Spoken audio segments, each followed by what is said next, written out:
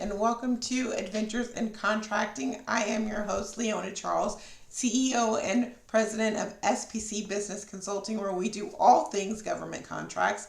And today I want to talk to you about a quick case that's going on here in Maryland that is shaping up to be a little interesting with Governor Hogan. But before I get started, just some quick housekeeping. I'd love to hear from you, your comments, your questions, your concerns, anything like that. You can find us on TikTok, on LinkedIn, and Instagram at SPC Business Consulting. You can look for the podcast directly at Adventures in Contracting. It is also on LinkedIn, Facebook, Twitter, and Instagram, Adventures in Contracting. Or you can just shoot me an email at info@spcconsulting.org. Now, moving on to the case at hand, and I do apologize for my voice. I am not sure what is going on except for the change finally into fall weather, but I do want to talk a little bit about what's going on with Governor Hogan. This is a really interesting case.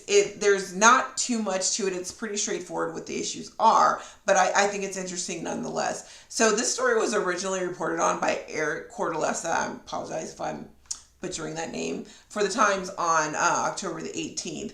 But what's the issue? So basically the issue is that there is a young lady by the name of Alona Hogan who has received $15 million in low-income housing tax credits over 10 years, valued at about $1.35 million in state funds.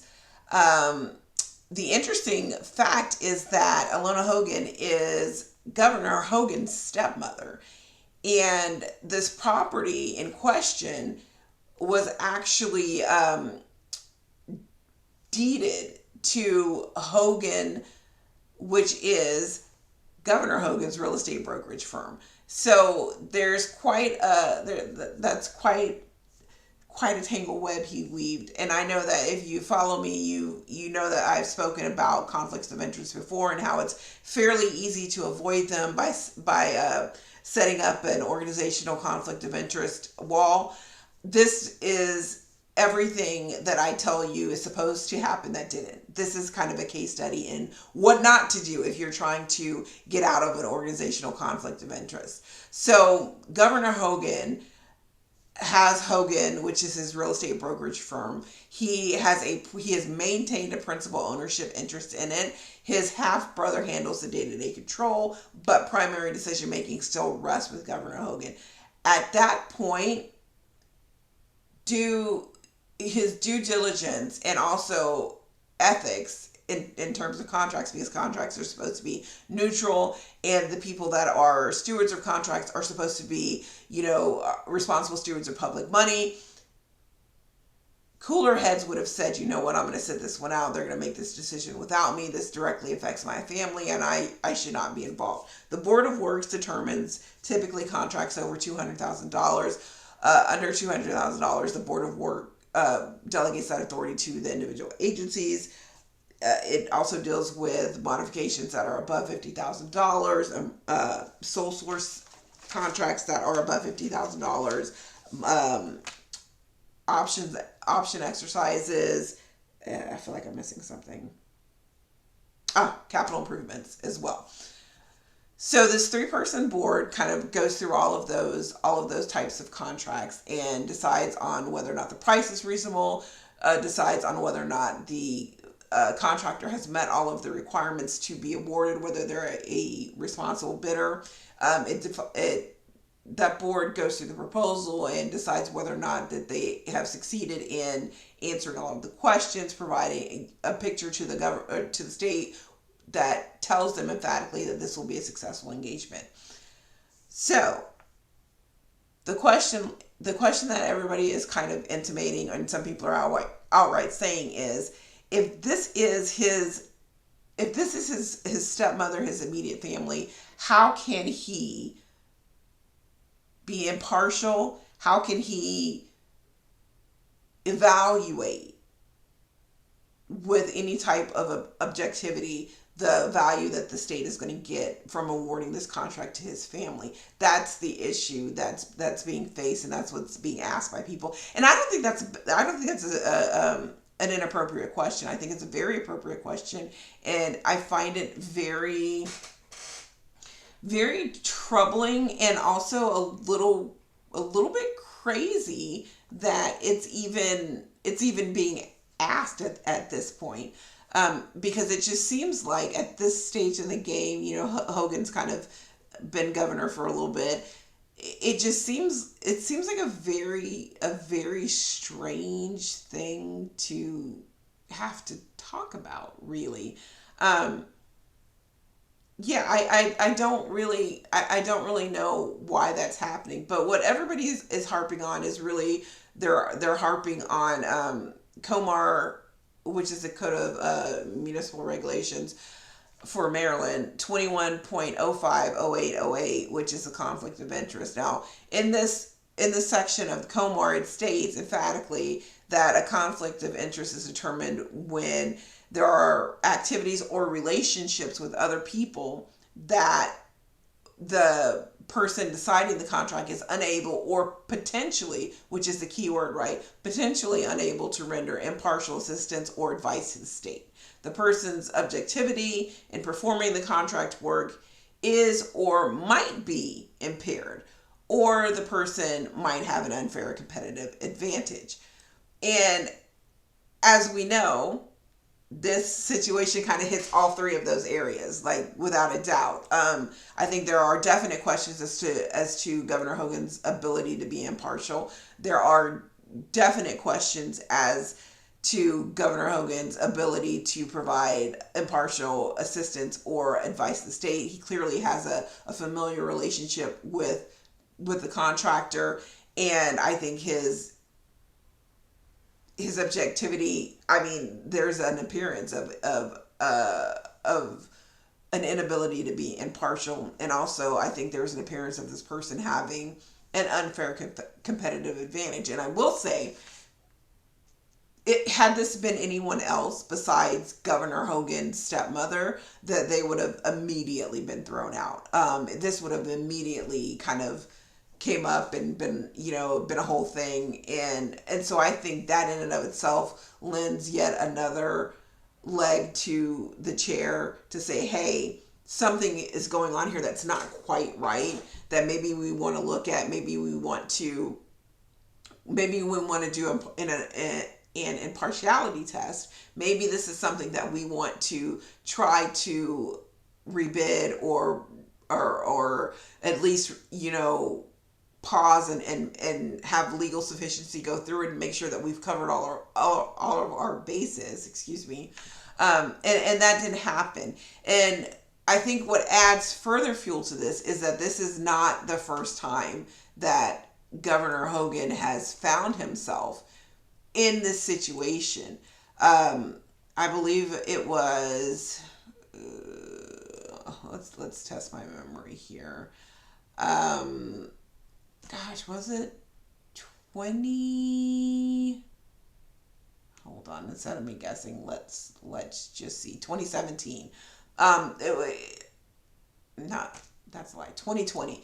He had ethics complaints for transportation infrastructure projects that were near properties that his real estate firm owned as well. So I think that, coupled with the fact that this is not his first rodeo in terms of inappropriateness or the appearance of impropriety regarding a contract award, and regarding his impartiality and regarding his personal interest in a contract, I think also kind of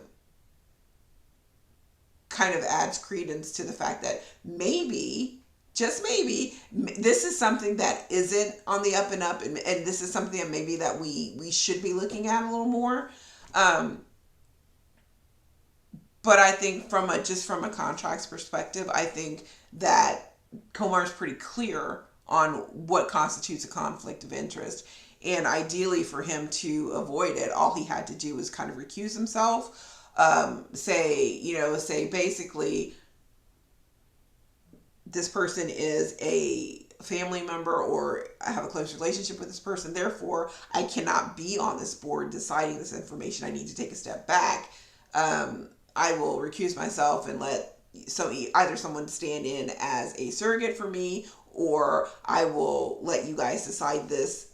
I mean, that might be kind of hard because that would be 2 members instead of a 3-member board. So that might be a little rough, but certainly that is a situation that could have happened. He could have delegated his authority to someone else to act on his behalf, to make the decision on his behalf.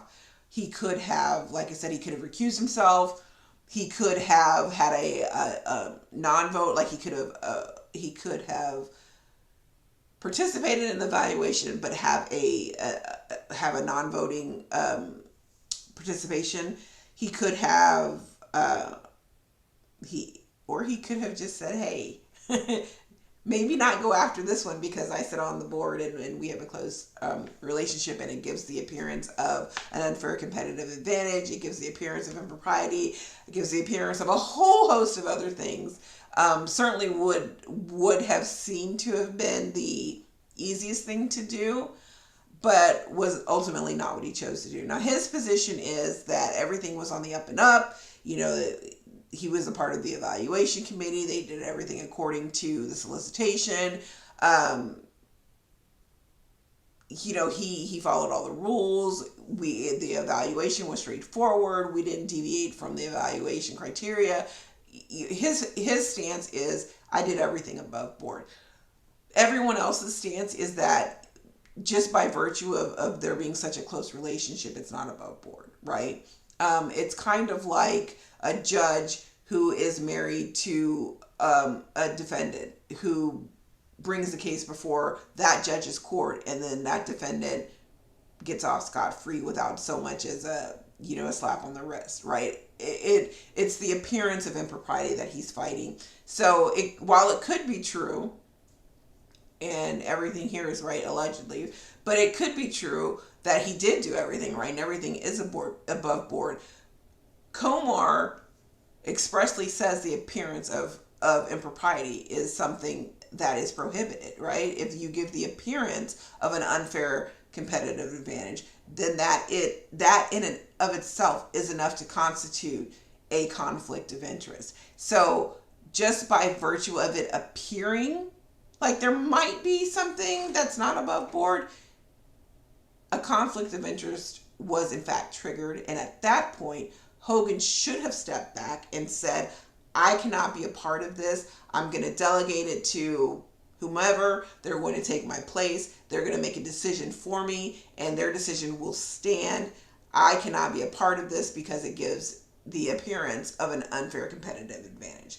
End of. And it would have been sorted, and then everyone could have had as many feelings as they wanted to about it, but he would have done everything ethically that would have been required to remove that unfair competitive advantage, but he chose not to.